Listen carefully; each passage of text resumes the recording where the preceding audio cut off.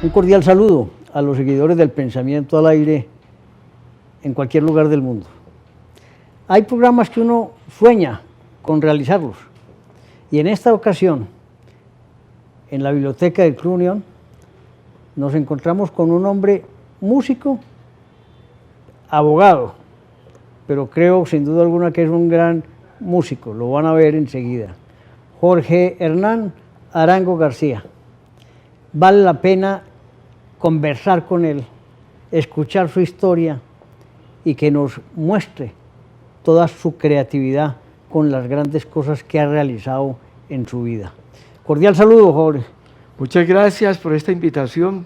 Yo estoy feliz siempre de compartir con alegría todo lo que hemos hecho en la vida. Gracias, Antonio, de nuevo porque es muy especial esta invitación realmente. Hombre, la teníamos pendiente hace días, ¿no? Sí, desde hace 2 o 3 Pero años. usted es un hombre muy ocupado.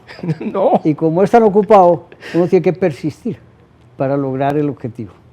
Jorge, cuéntenos un poco de su gran trayectoria musical, porque además es con academia en la guitarra clásica, instrumentación, director de orquesta, violonchelo, es decir, es una locura lo que nos va a contar este hombre. Pues bueno, en primer lugar, yo creo que uno tiene que pensar en de dónde viene.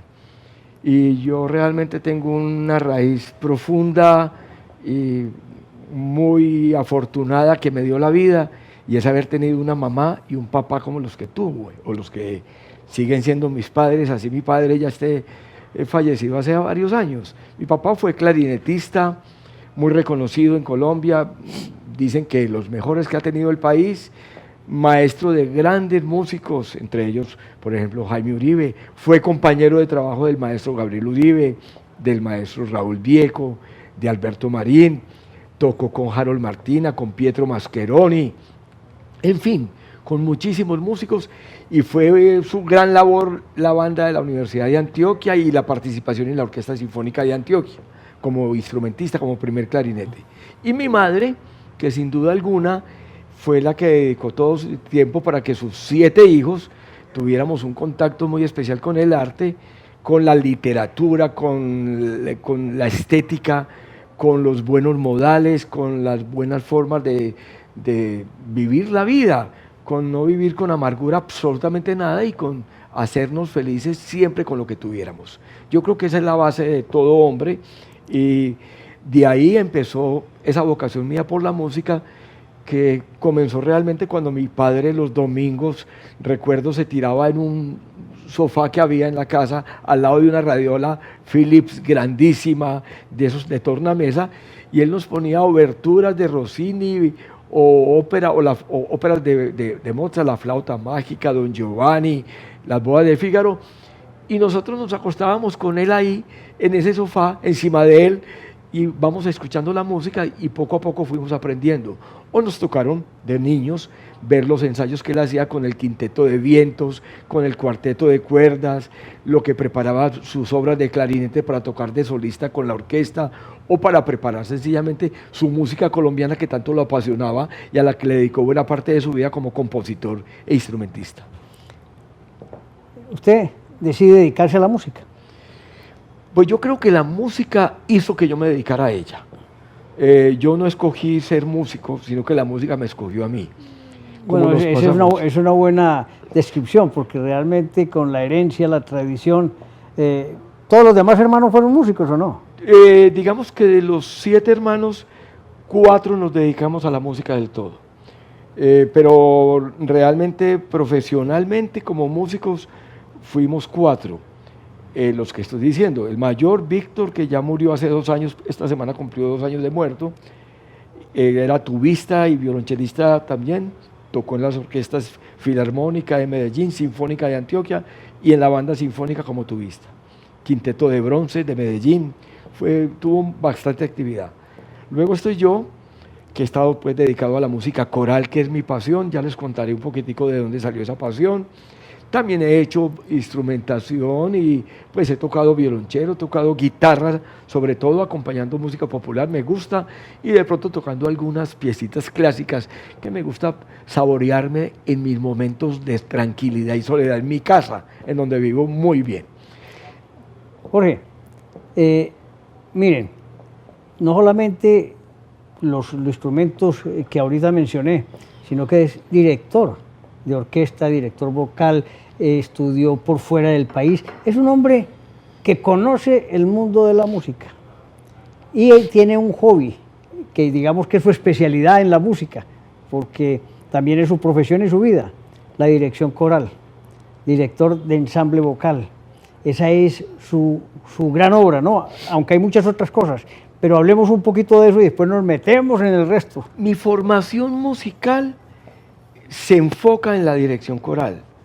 Me ha tocado dirigir orquesta sin haber estudiado dirección de orquesta, conociendo la técnica, sí, digamos desde un punto de vista muy autodidacta pues en ese tema, pero sí estudié dirección de coros con grandes maestros, el maestro Ariel Alonso en París, el maestro Ramón Noguera en Cataluña, en España.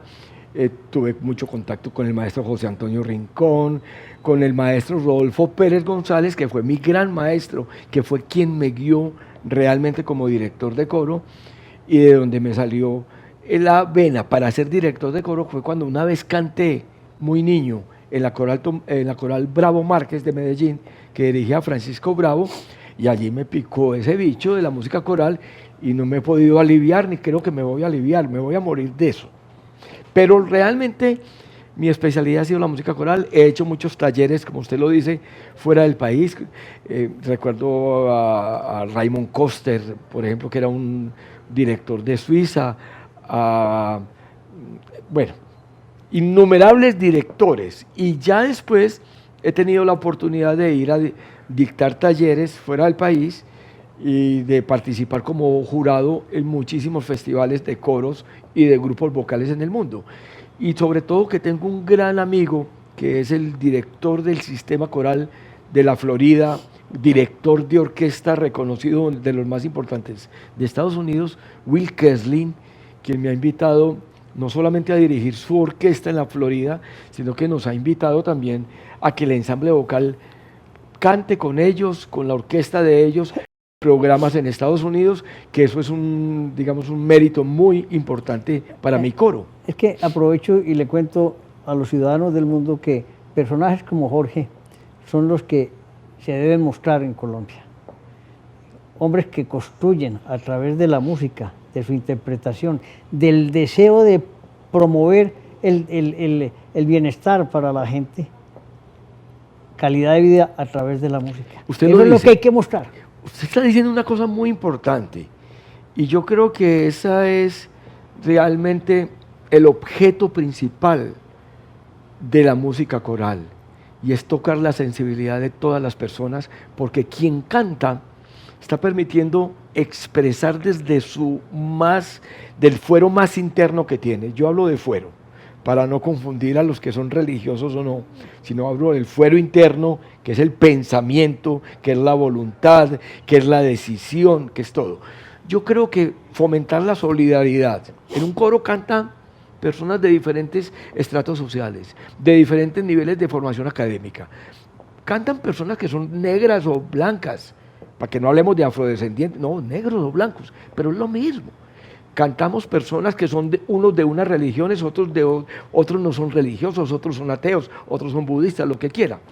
Pero realmente en los coros está el germen de la sensibilidad humana y social. Y en este sentido creo que hay que insistir mucho en ese beneficio que, por ejemplo, Medellín tuvo con la red de escuelas y bandas hace muchos años. Pero antes de eso, con los coros que ha tenido Medellín. Desde la coral Tomás Luis de Victoria, coral Bravo Márquez, el estudio polifónico de Medellín, y ya después los coros de la maestra Cecilia Espinosa, Tonos Humanos, el coro Cecilia Espinosa, y mis coros, los coros Ensamble Vocal de Medellín, que ya está cumpliendo este año 27 años. Yo pienso que allí es donde está la labor de los coros, ir también a mostrarle una música que no suena en la radio, que no se ve en televisión, que no va gente, uno hace un concierto y un coro, Toño, perdóname que te diga Toño, uno hace un concierto del coro, el ensamble vocal arrastra público, y si mucho metemos 500 personas a un auditorio. No llenamos el estadio como lo llenan los grandes artistas que vienen aquí de música popular, de reggaetón y lo que está de moda. Yo sí creo que haya gente que le gustaría llenar más. Lo que pasa es que de pronto nos falta promover más a través de la publicidad, ¿no? Nos ha faltado, digamos eso, pero para eso el Festival de Coros nació hace 22 años ya. Formamos un festival de coros que se llama Festival Coral Internacional de Medellín José María Bravo Márquez. Durante esa semana del festival hacemos cerca de 20 conciertos gratuitos y a todo el festival acuden aproximadamente 10.000 personas. Sumando todo. Pero eso es muy puntual, es una semanita, 5 días dedicados a la música coral con coros que vienen de muchas partes del mundo. El caso tuyo con la vocal, con el ensamble vocal de Medellín. Con el ensamble vocal, ¿cuántas presentaciones hacen en Medellín? Le voy a dar un y dato, en Colombia. Le voy a dar un dato que no está ni siquiera en Guinness Records, si es que se ha registrado. Entre el 30 de noviembre del año 2022, es decir, el pasado 30 de noviembre, y el 23 de diciembre, Ensamble Vocal de Medellín hizo 37 conciertos de Navidad. Teníamos 3 y hasta 4 conciertos diarios en esos escasos 24 días. Eso es un récord. Eso es una cosa de locos. Pero el Ensamble Vocal de Medellín ha tenido el récord y lo tengo registrado pues en mi inventario de conciertos, como tengo el inventario de cuántos han pasado por el coro, de cuántas obras hemos cantado de todas las épocas, desde el Renacimiento hasta la música contemporánea. Pero el coro tuvo un año, por ejemplo, en el año 2015, 2016, que inclusive participamos en un festival en Alemania, que el coro ofreció en el año 83 conciertos.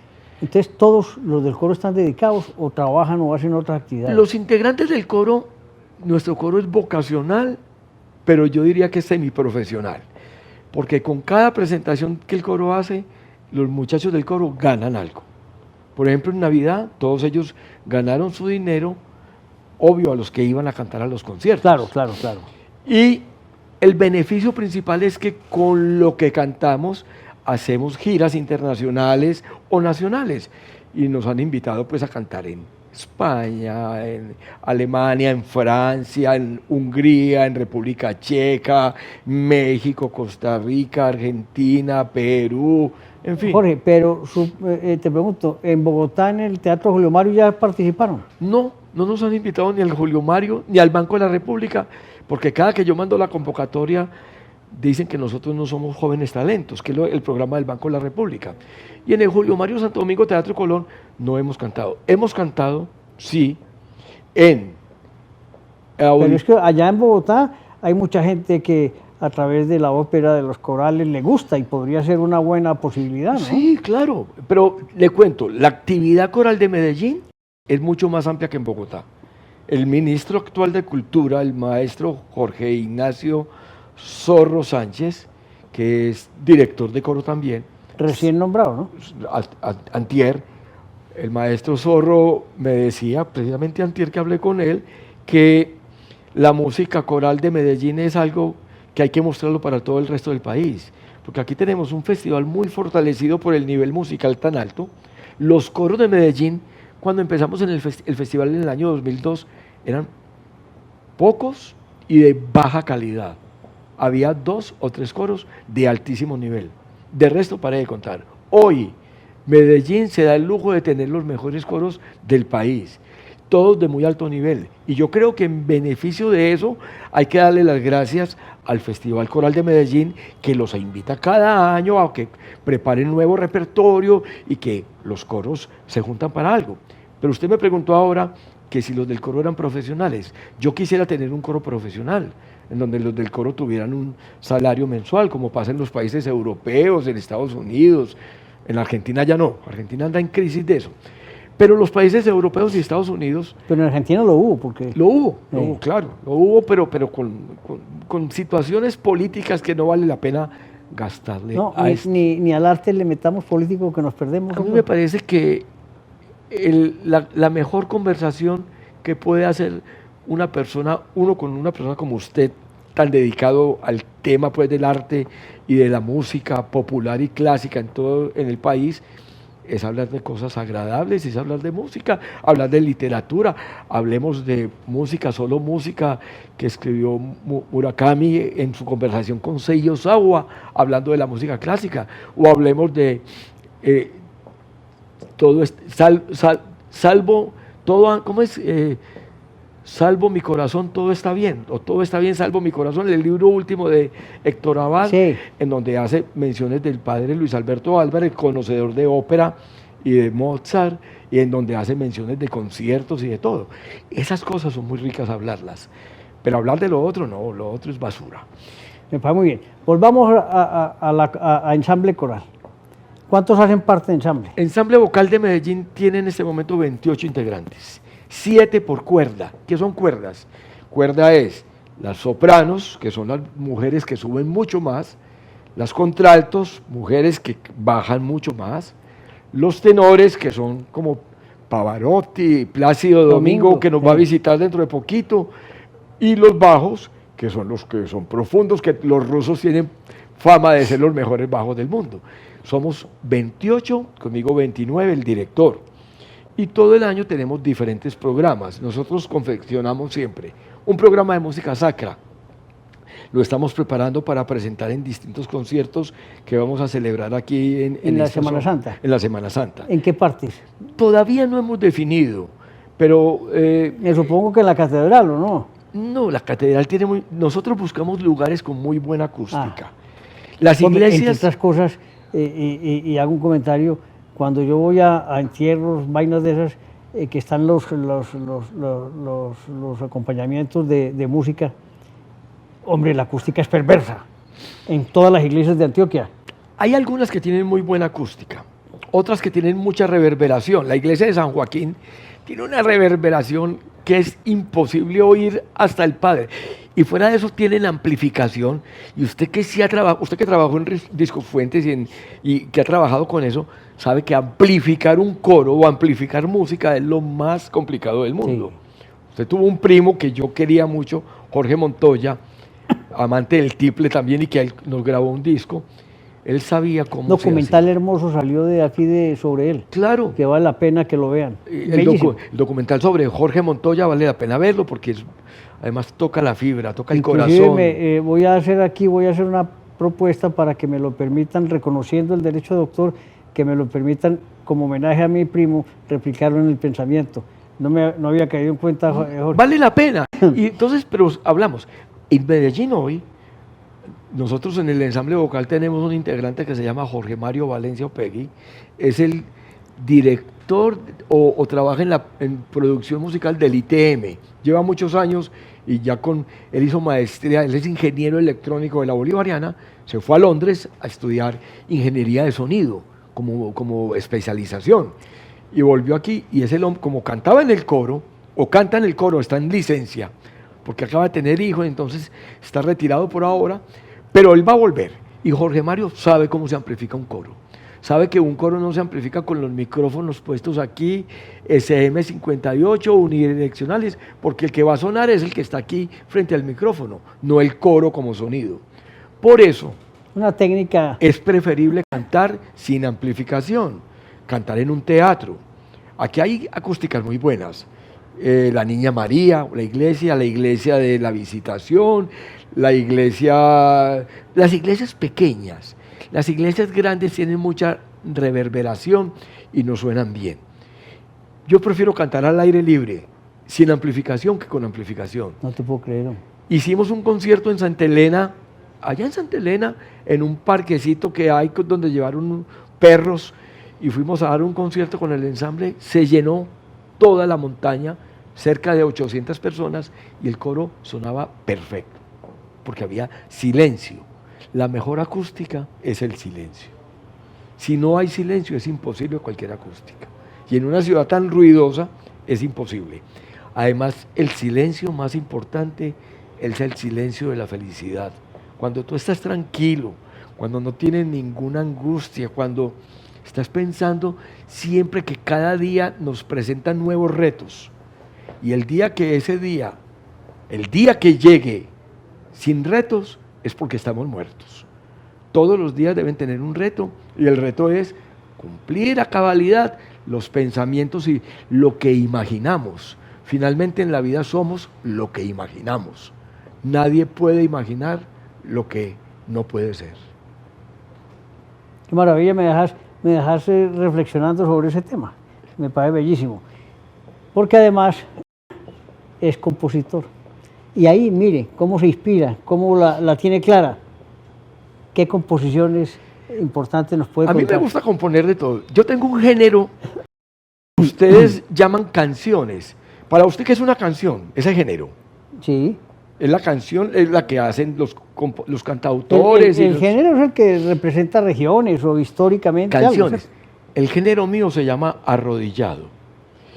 En la música popular. Cuando yo compongo música popular, yo digo, uno compone una canción o porque está arrodillado rogando para que en el amor lo favorezcan, o porque está, o porque está llorando y pidiendo perdón por lo que hizo.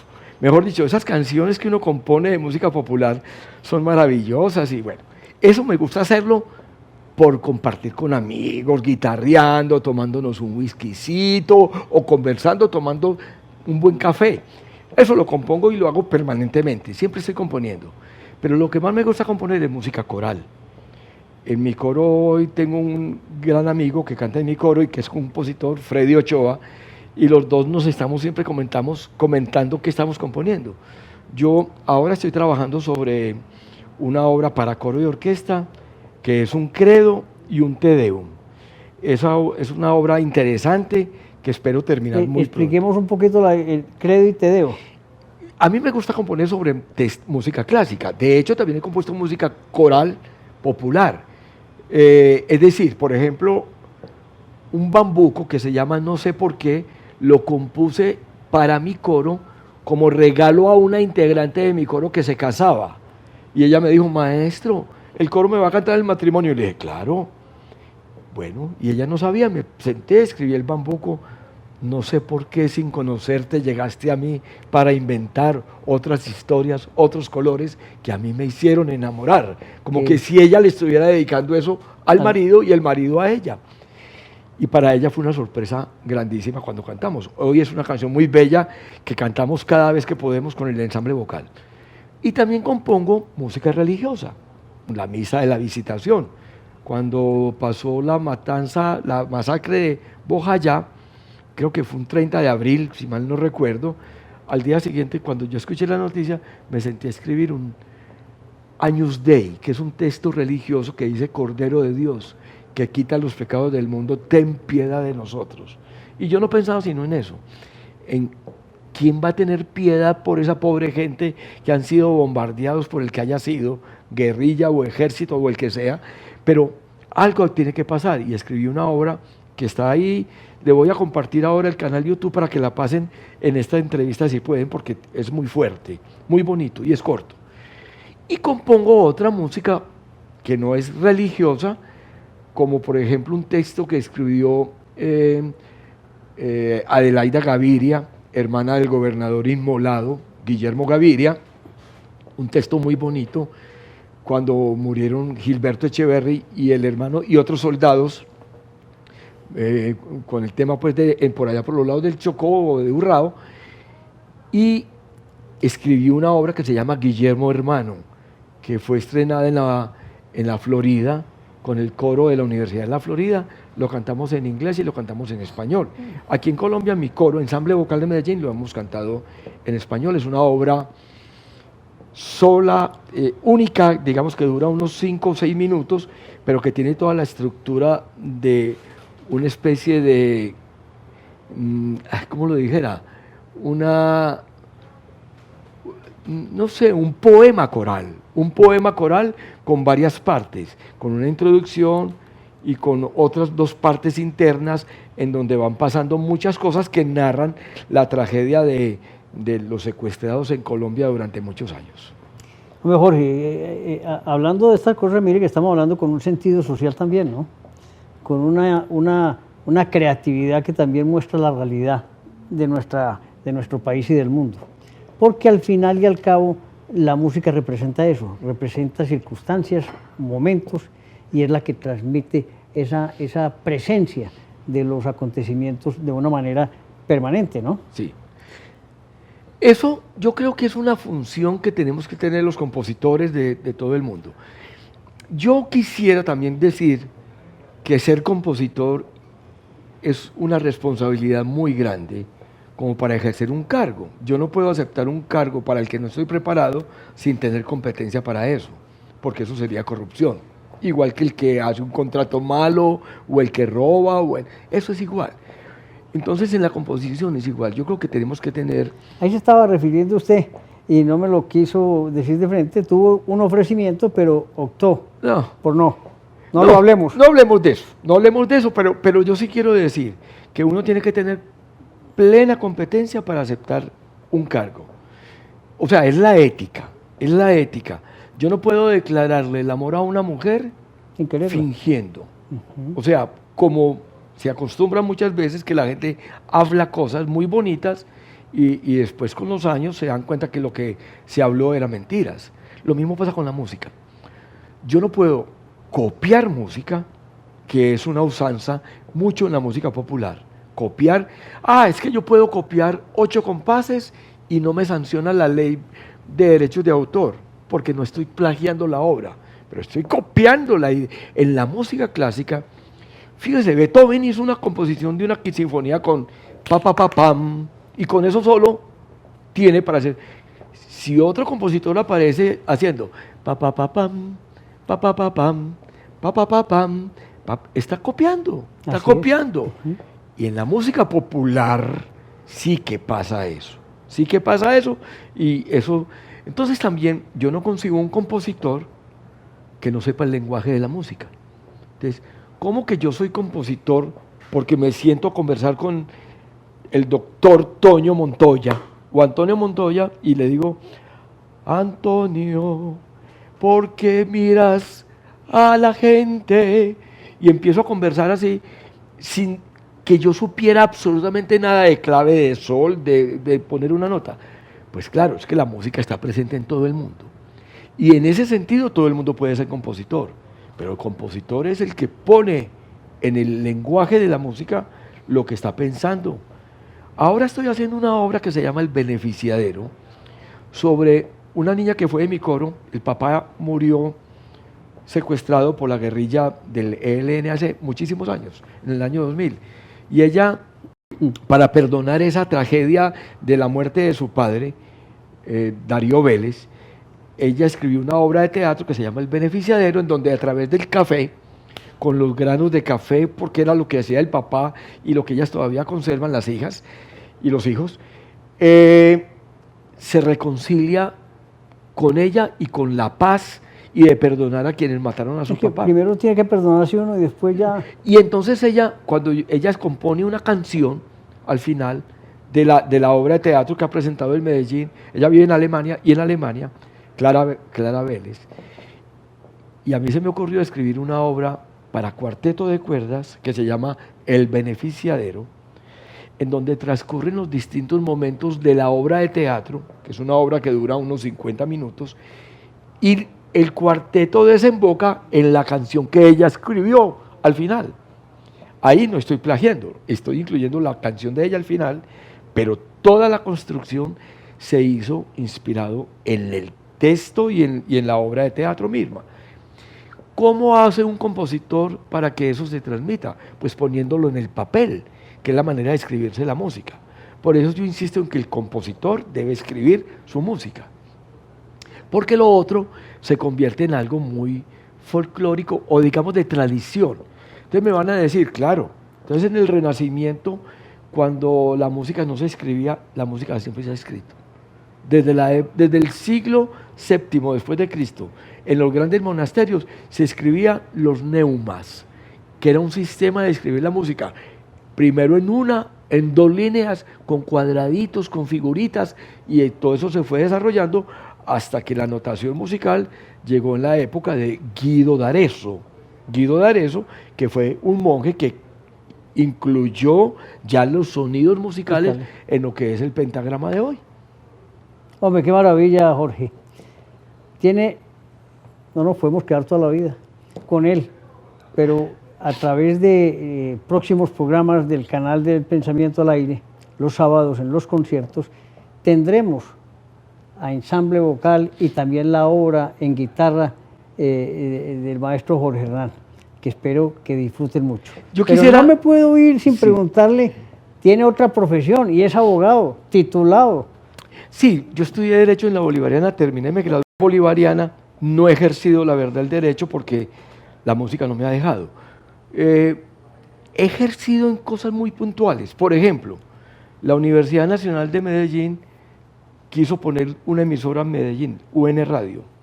Contrataron a un muchacho para que la empezara y este muchacho, de muy buena voluntad, pues tenía un enlace con una mala frecuencia, el ruido era tremendo, porque había que gestionar unos permisos jurídicos ante el Ministerio de Comunicación. Y el vicerrector de esa entonces, Oscar Mesa, me llamó y me dijo, ¿por qué no montas una emisora? Y yo fui allá y lo que había era un muchacho que pasaba solamente metal, rock metálico, que llaman metal, heavy metal, de 8 a 9 de la noche todos los días y ya se apagaba. Y esa era la emisora. Entonces yo llegué el 10 de enero del año 2001, 2002 tal vez. Llegué y lo primero que hice es, bueno, vamos a traer aquí primero la música. Me llevé todos mis discos de mi casa, más de 1000 discos de música popular, música clásica, ópera, de todo, música del mundo, todo. Y eso empecé a armar una parrilla, que el cuarteto, que música de cámara, que momento de la ópera, pero empecé a formar una cosa que llaman los microprogramas. Yo dije, ¿cómo puedo yo hacer que la universidad, que los estudiantes y los profesores se empoderen de esta emisora? Entonces los invité a hacer microprogramas. Entonces hicimos componente arbóreo, que era describir los árboles que hay en Medellín en 3 minutos. Efeméride musical, como el que tenía la BBC o tiene la BBC de Londres, efeméride musical del día, pero nosotros lo hacíamos con compositores, cantantes y artistas colombianos. Componente arquitectónico, los pueblos de Antioquia. Entonces un profesor iba a los pueblos y me hacía una descripción en 5 minutos del pueblo que había visitado con los estudiantes. Una muchachita me hacía un programa de tango, otro, Gilmer Mesa, que hoy es un gran escritor, me hacía un programa de música cubana y también otro de todo eso quedó guardado. Todo eso está guardado. Esa emisora, y me lo contaba Henry, el director actual de Radio Bolivariana, me decía, estuvimos nerviosos porque el rating de sintonía de UN Radio se disparó sobre todo y yo ni me enteré. Y la emisora empezaron de Bogotá, de UN Radio a llamarme, entonces yo viajaba a Bogotá, iba, armaba parrilla y la emisora se convirtió en una emisora de 24 horas, hicimos un programa con Gilberto Morales sobre música. Eso fue una experiencia para mí genial. Tuve una experiencia que fue muy miedosa, digamos miedosa en el sentido de que pudo haber algún loco disparado, pero un día se tomaron la emisora un grupo de encapuchados. Yo estaba dentro de la emisora, mi emisora era, yo llamo mi emisora, era de puertas abiertas. Tenía un ingeniero, Covaleda, que me arreglaba todos los problemas de sonido. Me preocupaba porque el sonido fuera bonito, fuera bien lindo, porque realmente la radio es encantadora, pero si uno tiene una radio que suena todo el tiempo, eso no lo escucha nadie. La radio hay que saberla escuchar y hay que saber también conversar con la radio. Llegaron unos encapuchados y yo los recibí. Ellos se quedaron asustados. Bienvenidos. ¿Quieren hablar? Vengan, hablen. Están los micrófonos abiertos. Pero me van a hablar organizadamente, sin arengas y cosas, porque es que las arengas, está bien, las pueden echar al principio y al final, pero vamos a una cosa práctica, vamos a hablar de lo que ustedes quieren y lo que están pretendiendo. Le cuento que el que estaba con ellos dirigiendo dijo, no, vámonos de aquí. Y se fueron ahí mismo y no pasó nada, eso fue como simpático. Yo después me reía, pero al principio me dio susto, claro. Pues claro. Pero la emisora de la Universidad Nacional UN Radio marcó una pauta muy importante en esta ciudad en donde las emisoras culturales, las poquitas que hay, dos, se sostienen con mucha dificultad, porque primero, el tema de las emisoras que tienen que pagar Saico, sobre todo, y Asimpro también, ¿cierto? No, creo que también tienen que pagar. Sí, pagan bien. Pero una emisora cultural transmitiendo programas de música clásica. Por ley hay unas excepciones también que se analizan. Eso. Hay unas barreras, hay unos límites a los derechos de autor que están consagrados en el Pacto Andino y en el Convenio de Berna. Y en Roma. El Convenio de Berna y el Convenio de Roma. Usted como abogado lo sabe perfectamente. Pero en Colombia eso es una lucha muy grande y una demanda para salvar a una emisora como Radio Bolivariana, que es una emisora de una institución educativa, además porque las emisoras culturales cumplen una función educativa, y esa es precisamente... Yo creo mucho en esa, es que lo que estás haciendo aquí hoy, por ejemplo, es un tema de educación a toda la sociedad. Yo creo que eso hay que ayudarles a esas emisoras. Está bien la emisora, no sé, La Voz de Colombia o emisoras populares que hay en todas las ciudades, Olímpica y no sé qué, paguen, porque bueno, eso es un tienen comercio, ellos venden pauta publicitaria. Pero dígame usted, Radio Bolivariana, Universidad de Antioquia, UN Radio, ¿a quién le van a vender una pauta? En esos acuerdos hay unas excepciones para ese tema de esas emisoras culturales, y a eso hay que apoyarlo, además. Por eso se generaron las emisoras streaming. Sí, señor. Claro. Que ahora van a empezar a tener su complicación con la nueva reforma tributaria, y ese es un tema para coger delgadito, pero no nos desviemos del tema. Habrá que ponerle dientes porque el tema de la reglamentación va a ser muy difícil coger una emisora y cobrar. Volvamos a la música coral. Y yo quiero volvamos a una felicitación que le quiere dar a usted el pensamiento al aire. Es que ensamble vocal vale la pena mostrarlo en el mundo entero. Ya lo ha mostrado, pero vale la pena que ustedes lo conozcan, que valoren el gran trabajo de un hombre músico de formación y de nacimiento. Todo su grupo, 28 miembros, de características sociales y económicas total, unidos por un solo criterio, la música. Pero, doctor Antonio, yo quiero dejarlo... Le regalo al doctor, usted siempre lo sabe. Yo quiero dejarlo muy claro. Lo que yo hago, lo hago con pasión y lo hago de la mejor manera. Y sobre eso yo he tenido un pensamiento. Las felicitaciones, los honores, los reconocimientos, yo sinceramente creo que no hacen falta porque es obligación de todo ser humano hacer las cosas de la mejor manera. Estamos de acuerdo. Si yo no hago las cosas bien, seguramente no sería director de coro, ni sería compositor, ni estaría aquí sentado conversando con usted. A mí me interesa que la gente cante. A mí me interesa que en Colombia haya un plan de música como el que están soñando, porque es la primera vez que estamos hablando de música en este país, que estamos hablando de una ley de música, una ley de la música que se viene, que estamos hablando de un plan nacional de música estructurado para que lleguemos a todas las regiones, para que la gente empiece a cantar. Mire, cuando usted escucha este sonido, es una pulsación de 172 por minuto, más o menos. Es nada menos y nada más que el latido de un feto, de un embrión en el vientre de su madre con 6 meses de gestación. Antes de nacer, no ha nacido. Y esto mismo viene nada menos y nada más que en el Dies Irae del Requiem de Verdi. Pam, pam, pam, pam, pam. El Requiem de Verdi haciendo el Dies Irae a la misma pulsación del feto que está con 6 meses, y el Dies Irae se lo cantan a uno cuando ya se murió. La música está presente en la vida de todo ser humano desde antes de nacer y hasta después de morir. La música hay que contagiarla y hay que enseñársela a todo el mundo. Por eso sería muy bueno que todo el mundo cantara, porque cuando una persona aprende a cantar, no solamente está aprendiendo a cantar, está aprendiendo a escuchar. Y aprender a escuchar es aprender a entendernos, porque el fundamento del entendimiento es saber escuchar, no imponer mi pensamiento hablando más duro. Quien más piano habla, más se escucha. y con más voluntad puede lograr todo lo que ha soñado. Yo creo que la música coral es precisamente, y por esa es mi voluntad, y por eso es mi pasión, y por eso es, digamos, el amor de toda la vida que he dedicado a esto, a toda hora, es precisamente para que entre todos nos entendamos cantando.